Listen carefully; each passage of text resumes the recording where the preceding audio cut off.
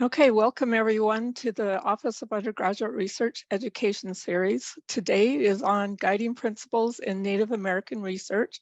Our speakers are Tashina Barber, Jesse Chaplin, Samantha Eldridge, Joaquin Lopez, and Arden Cook.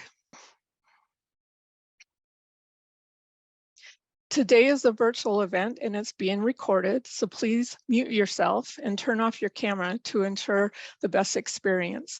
And if you have any questions, please use the chat feature or you can unmute yourself when you're invited by the speaker. We would love for everybody to fill out the event evaluation form. This is the QR code and I will put the link in the chat feature. But we especially want our Europe scholars to complete the form so they get credit for attending the event. I will also share it with you at the end of the presentation. Our mission at the Office of Undergraduate Research is to facilitate and promote undergraduate, student, faculty, collaborative research, and creative works in all disciplines throughout the University of Utah campus. In recognition that excellence requires diversity, we pursue this mission through equitable programming that promotes diverse representation and social justice. We acknowledge that this land, which is named for the Ute tribe, is the traditional and ancestral homeland of the Shoshone, Paiute, Goshute, and Ute tribes. The University of Utah recognizes and respects the enduring relationship that exists between many Indigenous peoples and their traditional homelands. We respect the sovereign relationship between tribes, states, and the federal government, and we affirm that the University of Utah's commitment to a partnership with Native nations and urban Indian communities through research, education, and community outreach activities. And now I will turn it over to the presenters.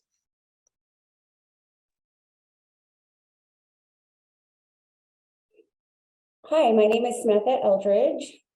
I am a member of the Navajo Nation. My pronouns are she and her, and I am the director of the American Indian Resource Center. Good morning, everyone. My name is Tashina Barber. I am a citizen of the Navajo Diné Nation. I am the program manager in the American Indian Resource Center. Hi, everyone. My name is Joaquin Lopez. I am a PhD student in City and Metropolitan Planning. Hi, everyone. My name is Jesse Chaplin. I'm a PhD student in communication, and I use she, her pronouns. Hi, everyone. My name is Arden Cook. I'm an undergraduate student at the University of Utah here, and I also work at the American Indian Resource Center as a student staff. We'd like to begin with an overview of American Indian and Alaska Native terms. Native American people continue to be identified by a mixed range of terms. This presentation will include various terms such as American Indian, Alaska Native, Native American, Indigenous, and Native. These terms identify what the U.S. Census Bureau labels as the American Indian and Alaska Native population. It is important to note that each nation within the American Indian and Alaska Native population is identified by their own nation, native nation, and is often the preference over any westernized terms placed upon them. To complicate this further, sometimes preference can differ by generation and the political movements they have experienced. Although each individual will have their preference, it is also important to note that the use of American Indian and Alaska Native continues to be the term utilized in research as it relates to U.S. Census data.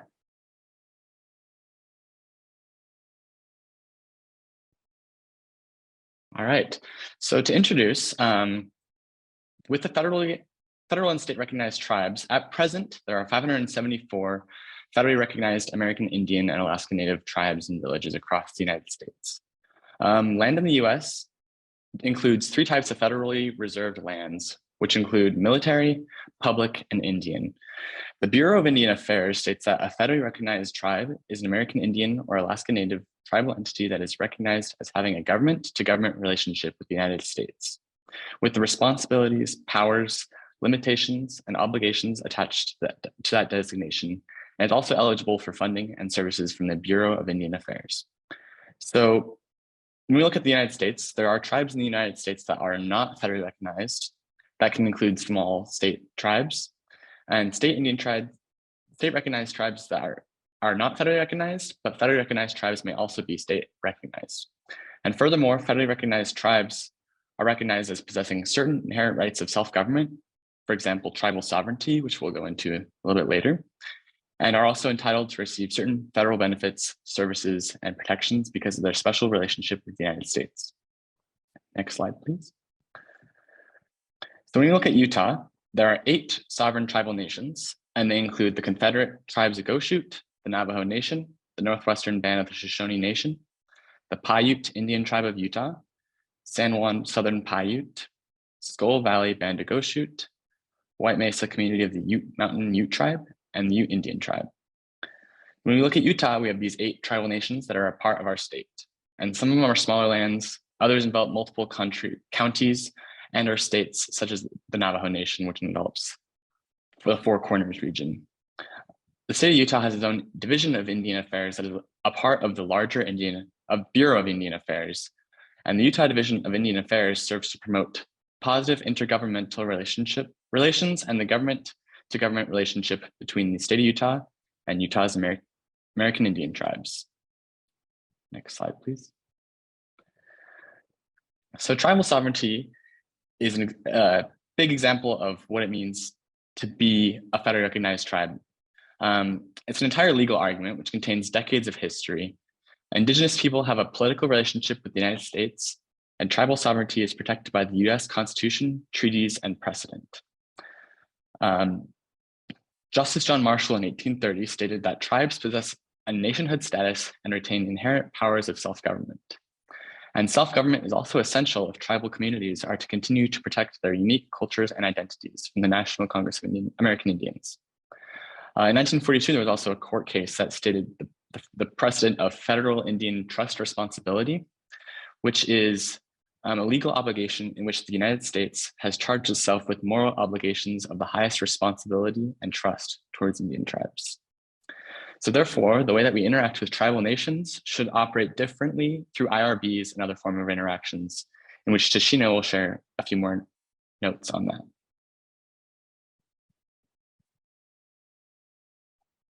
When conducting research that includes American Indian and Alaska Native people and their communities, it is critical to understand the history and establishment of tribal sovereignty. As Arden has mentioned, American Indians and Alaska Natives have a political relationship protected by the US Constitution. It is important to know the legal principles, the legal and moral obligations the US government has taken upon themselves that uphold tribal sovereignty. American Indian and Alaska Natives have this unique relationship in comparison to other marginalized racial groups due to the treaties and histories around Indian land exchange. The way we treat tribal sovereignty is the same way we would treat our relationship with other nations such as Canada, South Korea, and other countries across the world. Institutional review boards, or IRBs, review research studies to ensure that they comply with applicable regulations, meet commonly accepted ethical standards, follow institutional policies, and adequately protect research participants. You can find more information about the U's IRB policies at irb.utah.edu, where they state the following statement. We conduct reviews for research that includes human participants. We strive to protect the rights and welfare of human research participants by ensuring compliance with state and federal laws, as well as high ethical standards set forth by the university policy.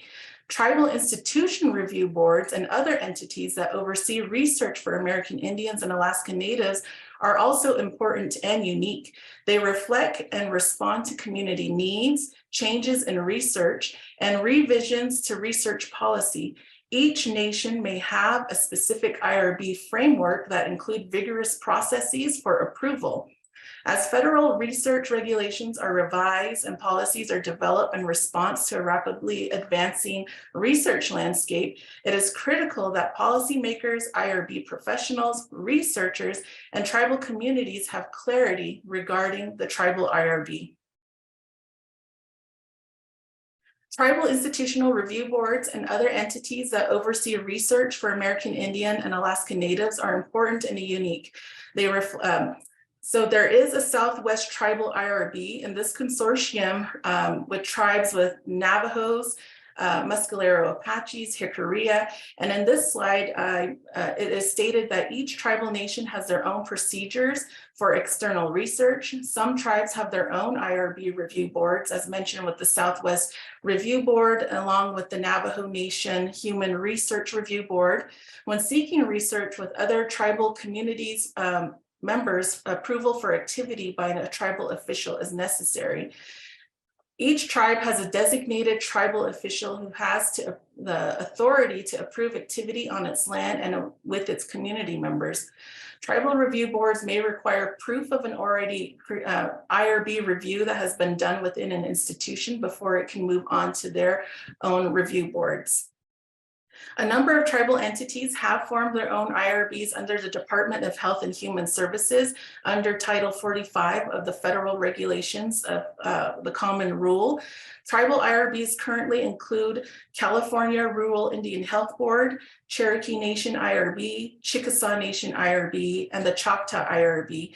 There are currently 11 IRBs that are established in the Southwest areas. When working with tribes, we want to encourage y'all to be open, clear about the activities and information through the research process in order to build trust, which may have been compromised by past negative research endeavors in the community. Take responsibility for all actions and consequences of those actions when engaging in research with communities. So we'd like to pose these questions to ask yourselves as you're engaging in this research. Am I listening and choosing not to talk in order to give participants a chance to speak? Am I creating intentional relationships and creating a space that allows participants to feel comfortable and share issues of concern? Am I connecting and communicating with proper authorities or stakeholders of the community? Is there a tribal IRB, a health board, a tribal health director, tribal council, or traditional leader that I should be in contact with? How am I continuing relationships and dialogue? How am I ensuring research is communicated clearly and is understandable, relevant, and accessible to all involved?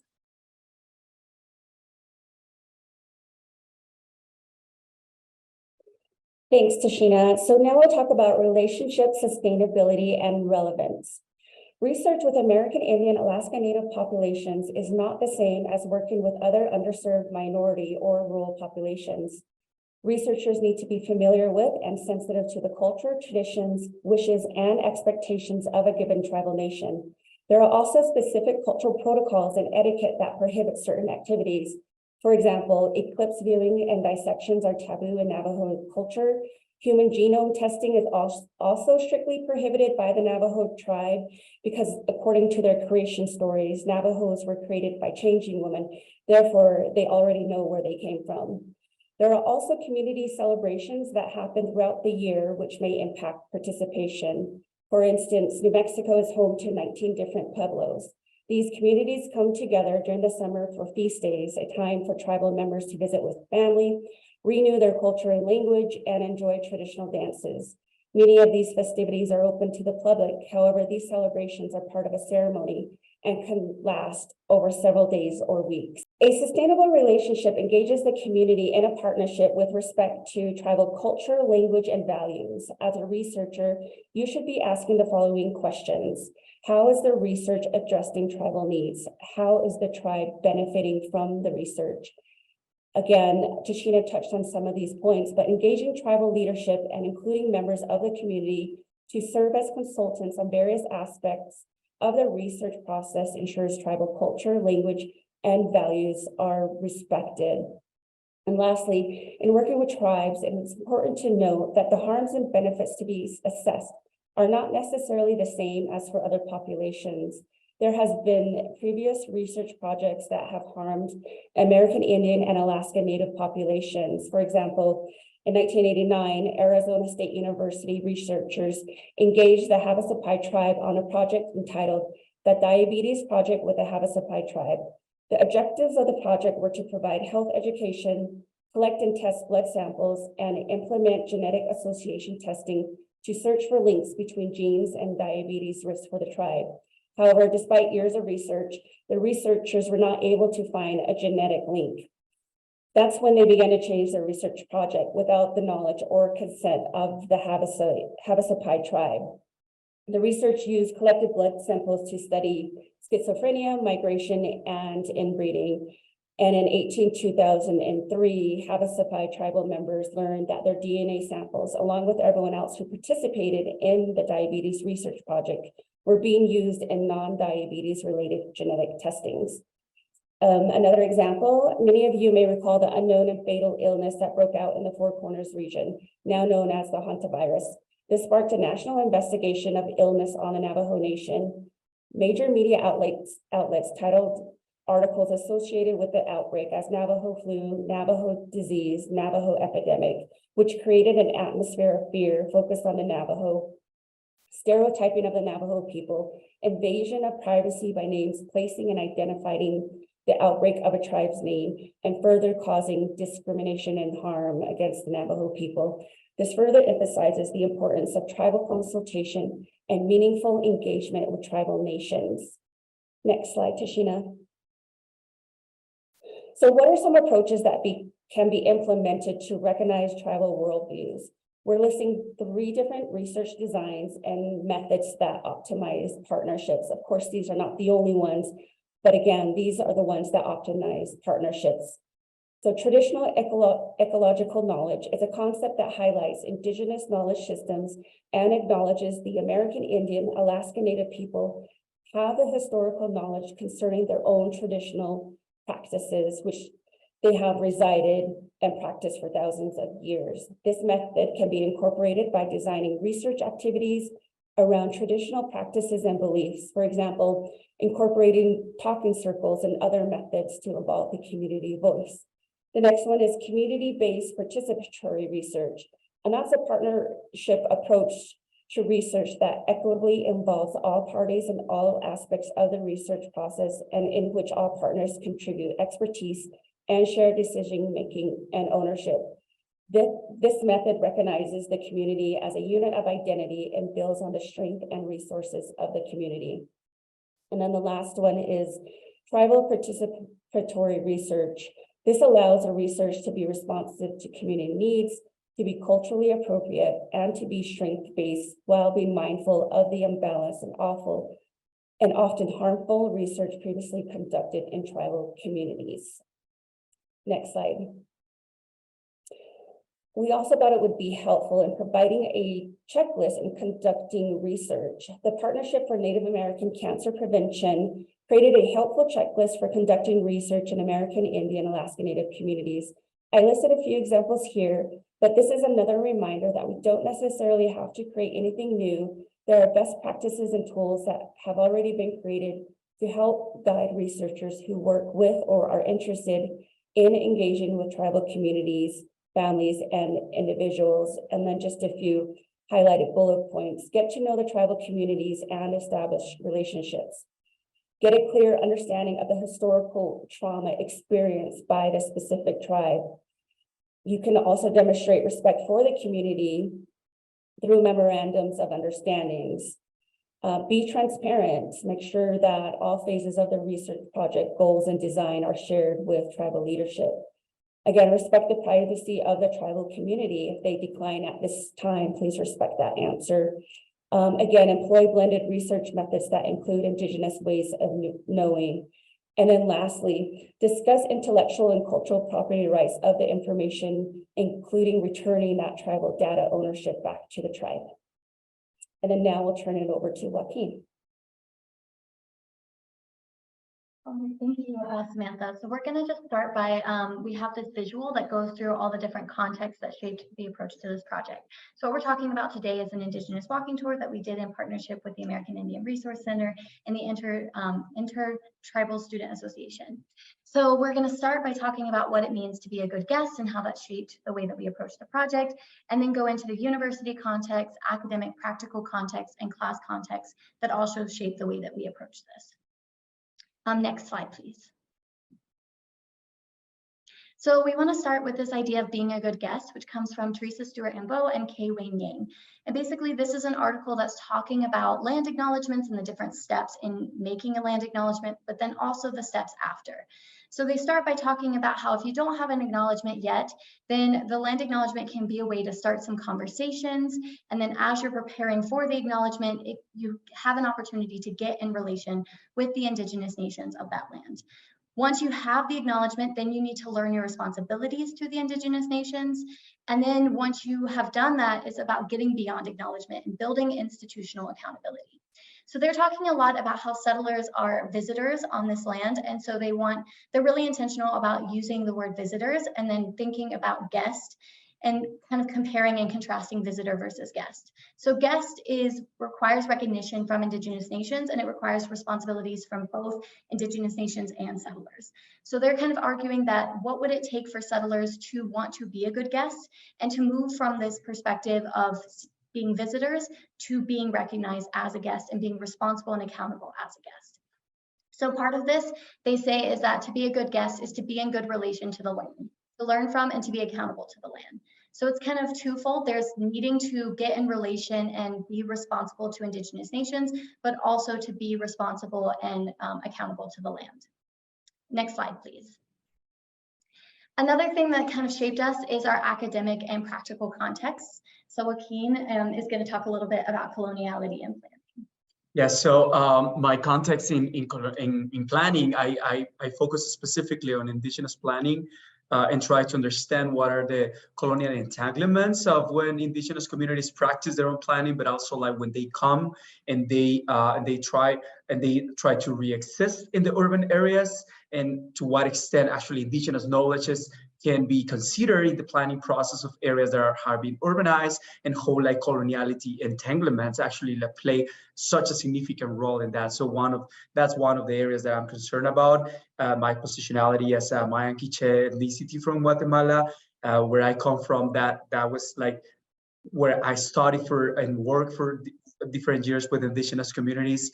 That was one of the biggest concerns, and that's what actually makes me feel attracted to that field of study currently.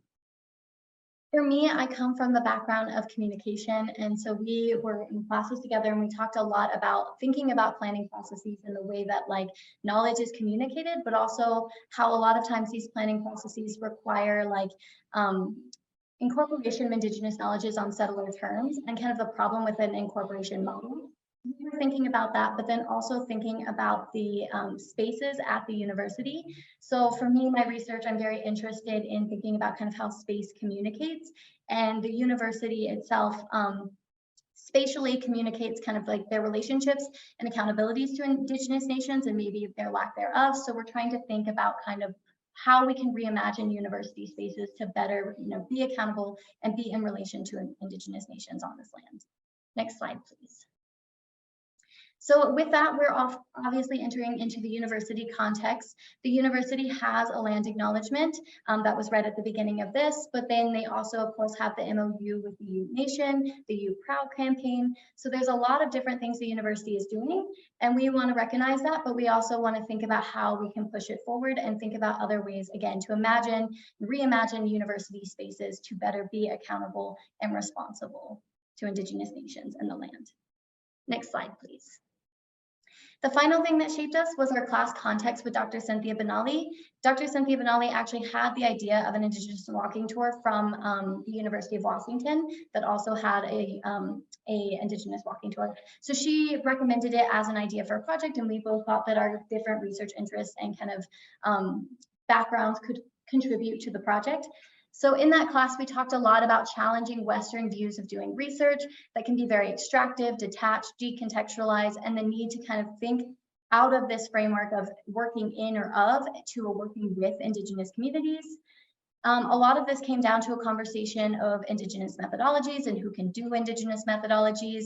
And really that comes down to these 4 R's, which is relationality, responsibility, reciprocity, and respect. Relationality, having a relationship with the Indigenous nation, being responsible, being responsible in the research you do and the impact that it can have. Reciprocity, making sure that the research you do gives back to the community, and then respect, knowing cultural protocols, and making sure that you are accountable again to Indigenous nations as nations, and you're respecting their sovereignty. So all of that has kind of shaped our thinking. We recognize that Indigenous methodologies is a specific framework that's specifically used with working with Indigenous nations. And so we're, hesitant to use that specific term for what we're doing, but we are very much influenced by that, and we feel that that has shaped a lot of the approach to this walking tour. Next slide, please. So yeah, thank you, Jessie. And when we started thinking about like how we can shape this project, one of the first things that started like running on our minds is like how we can start developing these relationships in terms of like not having like a prescribed framework to just deliver and say this is what we want to do, but also instead of that, like bringing a more exploratory question. So part of that was the process of developing relationships, and this was possible with meetings of the Native American Outreach Engagement Office, also like with the Doctoral Student Association representatives, and then with the American Indian Resource Center. So we had these meetings with them, and we at the same time we present the idea, an original idea that we have based on these contexts that Jessie already explained about, like how be respectful, being a good guest. This is what we have observed that is going on in the campus, and we would like to increase the Indigenous presence. And we were asking that, right? If this land is Indigenous, why we don't see it? So we present those ideas in these different meetings, and then we receive that feedback from all of them, and they say, okay, I think we can start working on this, and how we can move forward. We started finding, okay, we're gonna need the feedback of Native American students. So how we can like have this conversation with them and try to listen what do they have to say. So after defining those ideas, we started developing the project. And part of developing the project was like making a call for Native American students to participate in this workshop. So we have this workshop held in the American Indian Resource Center. We made a presentation of the project. We said like define our goals. We say this is what we want to do, and now we started like reflecting, right? Along a process of reflexivity. I'm sorry about that, but we posed some questions about like, what do you feel, how do you feel, or what are the elements that make you feel Indigenous, or make that indigeneity identity be part of yourself? And then students start to reflect on that, and they start to think about like objects or elements or values. And then the next question was, so they develop like some cards, and they draw some some elements. And then we asked, how do we see that at the University of Utah? Is that there's type of relationship in some spaces at the university where you actually can see that indigeneity taking place or emerging, or inspiring, or remember you where you come from. So we started to doing that, and it was like a process of shared listening and co-creation, where different students gather and they say, okay, this is what I think, and others say this is what I think, and we start like, after that we start like making a mapping process. So we start to identify different spaces at the university, and we say, okay, this space actually like tells this story, this space actually tells another story. And maybe sometimes it's just in specific moments of during the year, or maybe specific moments during the day that we wanted to listen what actually like those elements were relevant. Next slide, please. So after that, we started as a qualitative research project. We started like to identify like all this different information. We start to gather all the cards and all the elements that were mapped, and we started defining like some themes. So we classify those elements. We define like possible connections about like general themes that the data was telling us or revealing to us. And we define those themes, and some of those themes, for example, were related to elements about like songs and music, for example, or plants and planting. Other elements related about the importance of arts and handcrafts. And others talk about like the sense of community. Where do I feel like that sense of community? Natural elements, for example, with the red butte, that element was so important to feel that Indigenous presence at the university, or different colors, and also like elements about time, past, present, and futurities, that which was like another relevant that we actually identified with Jesse, in terms of how these stories are being told, but also like how these stories still exist, and they're going to be part of how these futurities are being shaped about the Indigenous process at the university. Next slide, please. So then, after defining the themes, we revised all the topics and all the points that were chosen. You know, these one of the things that we also wanted to and talk a lot about, with Jesse about, like which places do we include. And actually, like, this was part of listening, of being very reflective about like including all the elements that students select, because we were not in a condition to judge about that. So we included all those elements, and after that we started to group different points in all these themes. And of course, because we wanted to make like an Indigenous walking tour, we started to think about, okay, we need to define like a path among all these different points. So we walk and choose like a proposed path that we could gather all these different points that students found.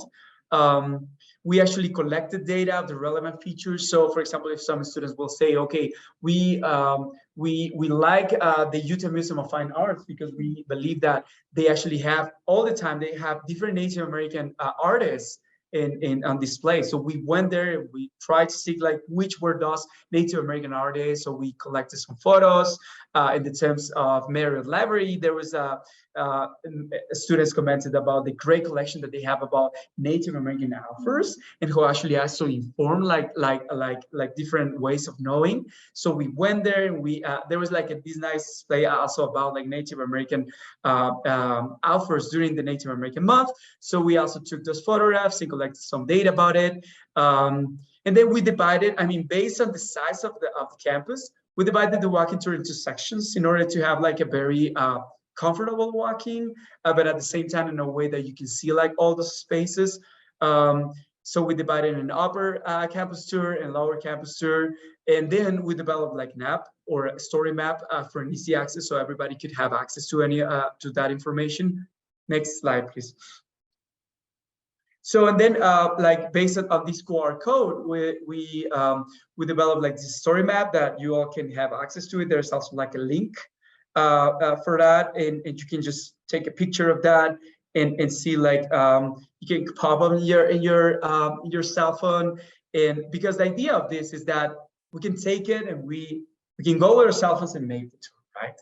So that's and that has been like the main idea of this. So you can see like in the different stages of the walking tour, if you're able to take a picture and open it, there's like a background information, or there's some text, and actually like also like some sources where you can like understand where all is this coming from. What is like this is not like a result of nowhere. This actually has like some information that has been developed in the past. And then we explain a little bit about the themes, the stations and paths. And then we have like the interactive map, which is like this app like tells you how to identify the lower campus tour and the upper campus tour. And then you can see like different icons that tells about like where do we start the lower campus tour and the upper campus tour. Next slide, Tashina, please. Yeah, so I think that we missed one slide, but I just wanted to explain a little bit more about the walking tour in terms of how we like selected like the different points, and then it's like there's like an explanation about each point, and then if you keep going in the story map, you can read about the importance of every station. So you're gonna see, for example, we identified based on the comments of students that the heart of the beginning of the walking tour should be the American Indian Resource Center, because that's the place where students feel like they feel like home.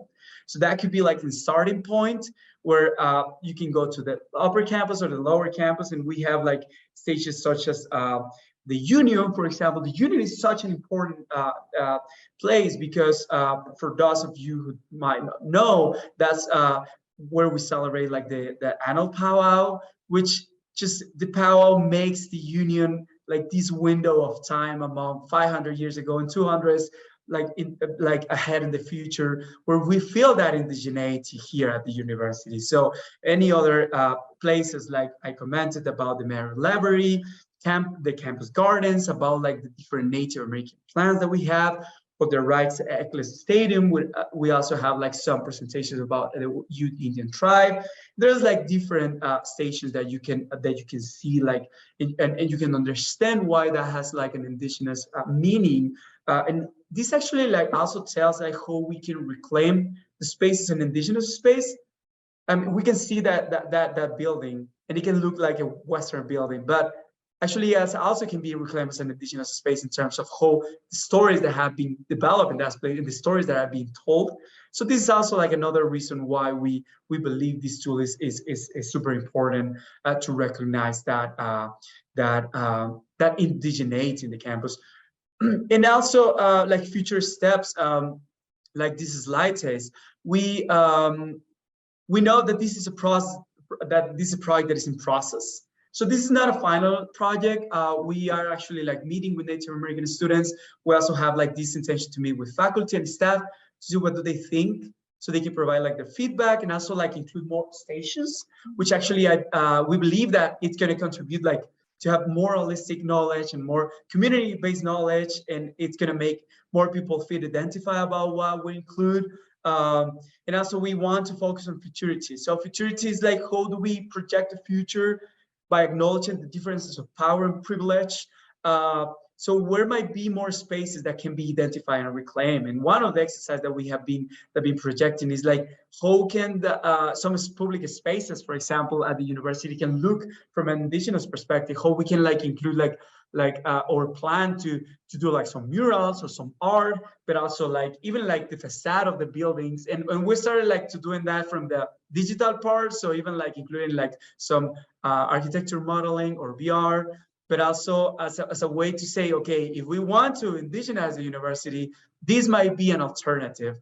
And then the third step that I'm gonna leave the space for Jesse to explain that one. Okay, yeah, so we wanted to create this walking tour, but we wanted also it to have a tangible impact. So we're going to add a donation link and update the story map with more recent information. The donation link would give anyone a chance to does the walking tour to donate money. We think about this in terms of thinking about supporting Indigenous nations in a tangible way. So what we hope with this is that it will go to the American Indian Resource Center and Native students, and it will be used for further projects. So we feel like it's really important to have that component as well. Yeah, thank you. Next slide. So thank you so much. Hi, Tashina. I'm Melissa Watt. I'm in the Department of Population and Health Sciences and work with a lot of students in the Honors College. If there are students or faculty who want to do work with Native populations, and in particular in tribal communities, is there an office that is a resource for supporting this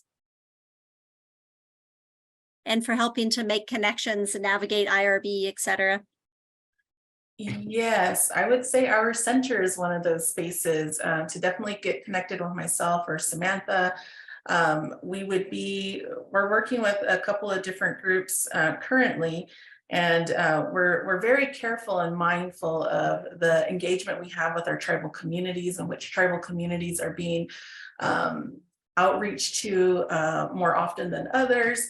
But we would be a really great resource as far as like helping guide and directing y'all on how that could also support some of the work that y'all are trying to do with tribal communities. And I'm gonna go ahead and pass this on to Samantha if she has any advice as well. I think also just being cognizant that, you may think you're the only one reaching out to tribal communities regarding your research project, but they're getting multiple requests from, a number of organizations, institutions, and so the timing might not be right. And then we always share too that when you're visiting with tribal communities, that you go in asking them what they need or what they need help with, instead of coming in with preconceived preconceived notions or assumptions of what we think they need. So just having that open mindset and that reciprocal relationship going into that conversation. Thanks, Samantha. That's helpful. And thanks to your office for all the work you do. There's a question in the chat asking if you could share different IRB expectations with tribal communities, and also how do you prepare guest settlers to be invited to present to tribal leadership? So there are a couple of different IRBs. I had mentioned one about the Southwest Tribal IRB. It's a consortium of tribes, and that includes the Rama Navajo, more in the Southwest area, Tohojali, Navajo, Muscalero, Apache tribes, Hickory Apache tribes, Ute Mountain Ute tribes, Southern Ute tribe, and they're all served by the Southwest Tribal IRB. The Southwest Tribal IRB is also available to collaborate with Southwest tribes to conduct a supplemental review of research projects based on federal code and regulations specific to human subject protections. The Southwest Tribal IRB does not supplement or replace local tribal review, but it is meant to provide additional insight and recommendations. So that would be one place I would suggest kind of looking into. They have websites, they have a lot of information, as Samantha had mentioned. We don't need to recreate the wheel. There's a lot of best practice spaces in which you can engage some of this information. Another really robust area that has done a lot of research with communities, but then it goes back into the historical context of like what those relationships were. That's the Indian Health Service IRBs. They have an all human participant research that they conduct within their facilities or with their staff, or resources that are required to be approved by that particular Indian Health Service institutional review board. So any proposed research must first be obtained in a formal written approval of the appropriate tribal government. So this approval must be submitted with an original application to the Indian Health Services IRB. There are 11 IHS, and we use IHS for Indian Health Services IRBs, and that information can be found on their website on ihs.gov. And then for the others, it would just be specific into looking into those tribes and researching if they have tribal IRBs that have been established. I know that the institution does have their particular IRBs, and there have been some research that has been conducted through the different colleges here on campus. That could be another way to connect with others to see what kind of practices that they have implemented and working with some of their successes with either grants that they've applied to for their research and how they have worked and collaborated with tribes based off of some of the recommendations that we've also provided. I hope that was helpful. Tashina, I just want to follow up on Dr. Fukushima's second part of her chat question about how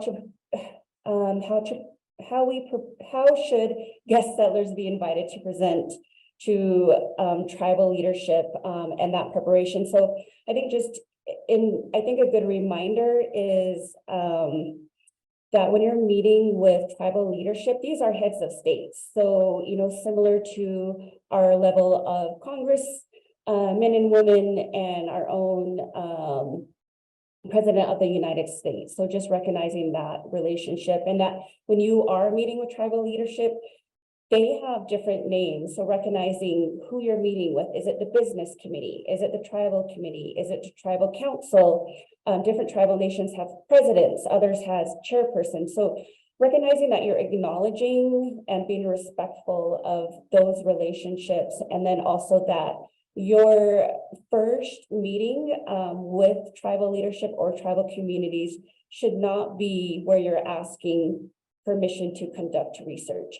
You should be reaching out and establishing those relationships well before your research begins. So that may mean 1 or 2 years of meeting with tribal community members, tribal leadership.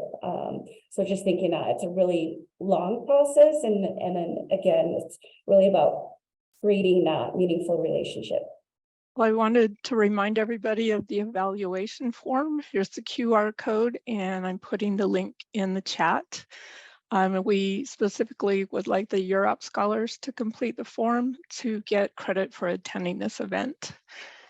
And we want to thank all of you, all of you wonderful presenters for putting on this incredible presentation. It was very informative.